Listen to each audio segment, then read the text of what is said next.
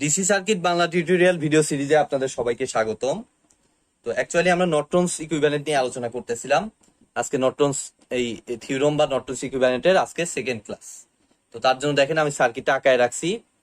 তো গতদিন আমি আলোচনা করেছিলাম যে নর্টনস সার্কিটটা বের করার জন্য আমাদের অবশ্যই আগে থেভেনিন ইকুইভ্যালেন্টটা বের করে নিতে হবে। তো আমাদের এ আর বি এর অ্যাক্রসে দেখেন থেভেনিন ইকুইভ্যালেন্টটা নেওয়ার জন্য আমি এই সাইডে সার্কিটটা রিড্র করে নিচ্ছি।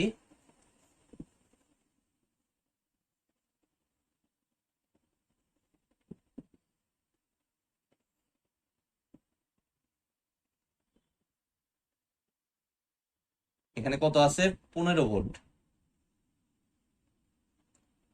4 অ্যাম্পিয়ার, 3 ওহম, 6 ওহম।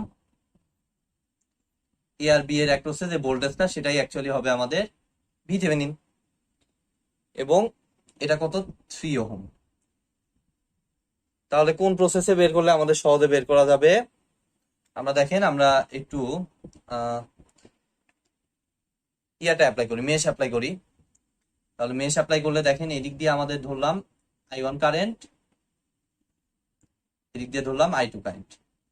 তো এখানে দেখতেই পাচ্ছি আমরা সুপার মেশ হয়ে গেছে, দুইটা লুপের মাঝখানে কারেন্ট সোর্স মানে সুপার মেশ। সুপার মেশের ইয়ে অনুযায়ী আমরা ফলো করতে থাকি। এই পয়েন্ট থেকে ধরেন শুরু করলাম, তাহলে এদিক দিয়ে 3I1, তারপরে তো এদিকে যেতে পারবে না, আপনারা সবাই জানেন। তারপরে প্লাস, তাহলে 3I2, তারপরে এখানে এসে 6I2 minus 15 is equal to 0। তাহলে 3I1 plus 9I2 is equal to 15, এটাকে 1 নম্বর সমীকরণ দিলাম। আর সুপার মেশের ইয়ে অনুযায়ী এই 4 ampere current equal to incoming I2, outgoing I1। That means 4 is equal to আমাদের হবে I2 মাইনাস I1, 2 নম্বর সমীকরণ।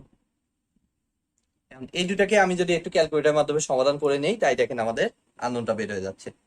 3, 9, 15 মাইনাস 1, 1, 4। I1 আসতেছে মাইনাস 7/4। যদি I1 আমাদের লাগবে না, I2টা হইলে আমাদের ভিথেভেনিন হয়ে যায়। I1 হচ্ছে আমাদের মাইনাস 7/4, আর I2 আমাদের আসতেছে 9/4।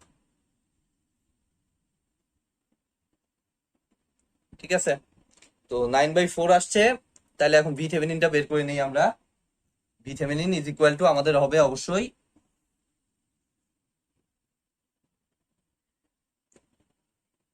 6 ইন্টু I2, মানে 6 ইন্টু 9/4, 2 দুগুণা 4, 3 দুগুণা 6,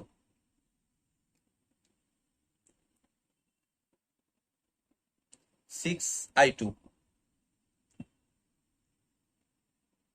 তাহলে আমাদের আসতেছে 3 নং 27 ডিভাইডেড বাই 2, 13.5 ভোল্ট আপাতত।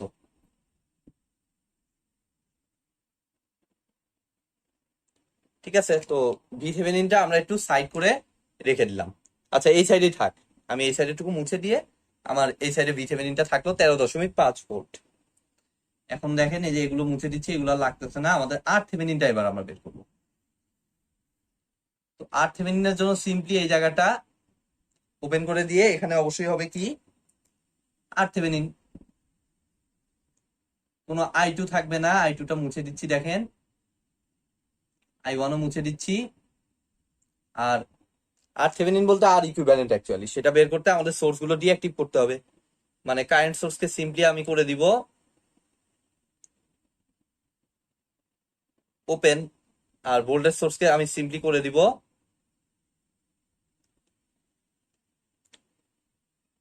শর্ট। আপনারা সবাই জানেন ভোল্টেজ সোর্স ডিঅ্যাক্টিভ মানে ওখান থেকে কোনো ভোল্টেজ পাবো না, ভোল্টেজ না পাওয়া মানে শর্ট সার্কিট। কারেন্ট না পাওয়ার বুদ্ধি হলো ওপেন করে দাও। ঠিক আছে, তো এখন আমাদের দেখেন 3 আর 3 সিরিজে আছে, তার সাথে আবার 6 সিরিজে আছে। দ্যাট মিনস আমাদের 3 আর 3 সিরিজে আছে, তার সাথে 6 আবার প্যারালালে আছে। তো 3 আর 3 কে এক করলে আমরা পাই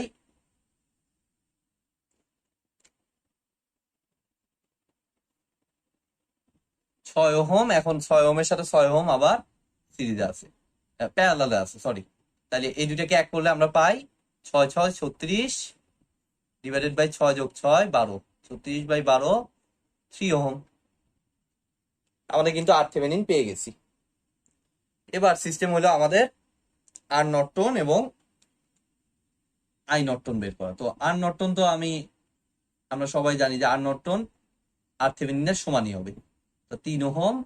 আর আই নর্টন হবে সিম্পলি কি VThevenin ডিভাইডেড বাই আমার হবে কি RThevenin। তো VThevenin এর মান হচ্ছে 13.5 আর RThevenin এর মান মাত্র পাইলাম 3। সিম্পলি এটা যদি এখন আমরা হিসাব করে ফেলি, আমাদের 13.5 ভাগ 3 4.5 অ্যাম্পিয়ার। অর্থাৎ আমাদের নর্টন ইকুইভ্যালেন্ট অর্থাৎ IN RN দুইটাই বের হয়ে গেছে। এখন সিম্পলি এই জায়গাটা সার্কিটটা এখানে আঁকায় ফেলি আমরা। ইকুইভ্যালেন্ট সার্কিটটা কি দাঁড়াবে? আই নর্টন বলতে একটা কারেন্ট সোর্স, যে কারেন্ট সোর্সের ভ্যালুটা কত 4.5 অ্যাম্পিয়ার, আর তার সাথে কারেন্ট সোর্সের সাথে আমরা সবাই জানি সমান্তরালের রেজিস্ট্যান্সটা হয়। আর এ আর বি সিম্পলি এরকম ওপেন, সেই রেজিস্ট্যান্সটার মান কত 3 ওহম। আজকের মতো ভিডিওটি এই পর্যন্তই। ভিডিওটি যদি ভালো লেগে থাকে অবশ্যই ভিডিওতে একটি লাইক দিবেন, বন্ধুদের সাথে বেশি বেশি শেয়ার করবেন। চ্যানেলে নতুন হয়ে থাকলে অবশ্যই চ্যানেলটি সাবস্ক্রাইব করবেন। ধন্যবাদ।